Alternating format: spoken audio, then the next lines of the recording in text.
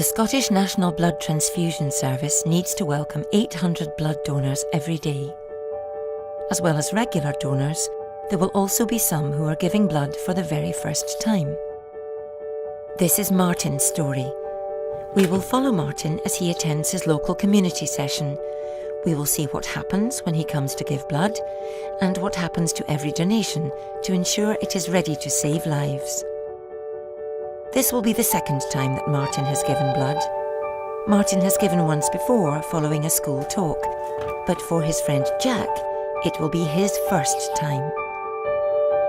Even though both Martin and Jack will be leaving home for college soon, both realise the importance of continuing to be active blood donors. I don't have a card, but it's my second time. Every donor is asked to fill out a short questionnaire, which asks about medical history, lifestyle, and travel history. It's always a good idea to have something to eat and drink before going along. All donors will have a brief chat with a member of staff in private. This will give the opportunity to ask any questions.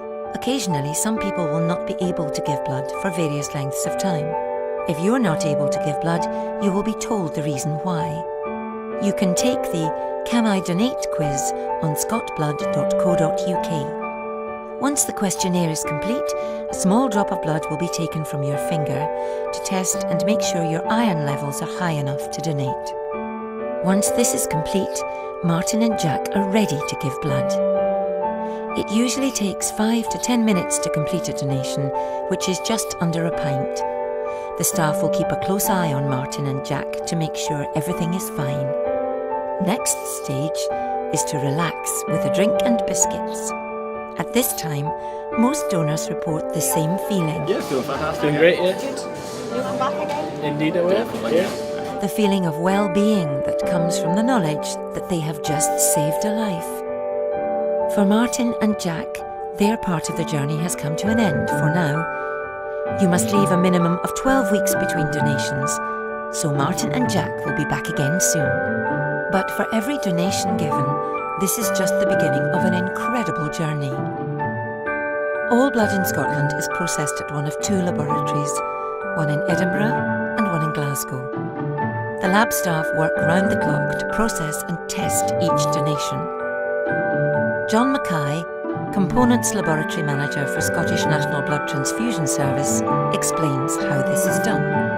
This is the Edinburgh Component Processing Lab. Within this environment, we receive, register, decide what we're going to make from the donor's gift as it comes in. We then process it down. Most units end up going in at least 3 elements. We then hold it till colleagues in the testing environment ensure that no transmissible diseases are present, and then we'll be ultimately responsible once that testing is completed for the labelling, reconciliation and ultimately distribution of all the products that we can make from each individual donation given by the public in Scotland. Each donation is screened and tested. This is also where the donor's blood group is checked, so each donation can be type-matched to patients.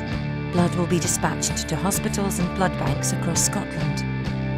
This is to ensure that blood is always available for patients when they need it. Lynn Wildig, Deputy Head of Donor Services, explains how blood might be used. Once that blood is dispatched, who knows where it's heading? It could be on the way to the nearest accident and emergency unit, where it could make that difference and be vital to a road traffic accident victim. It could be on its way to the nearest oncology unit, where it plays a major part in the recovery of leukemia and cancer patients. Or it could be on its way to your nearest maternity unit. Thank you. Thank you. Thank you. Thank you. Thank you. By giving blood, you are saving or improving the lives of patients all over Scotland. To begin your journey, call 0845 90 90 999 or visit scotblood.co.uk.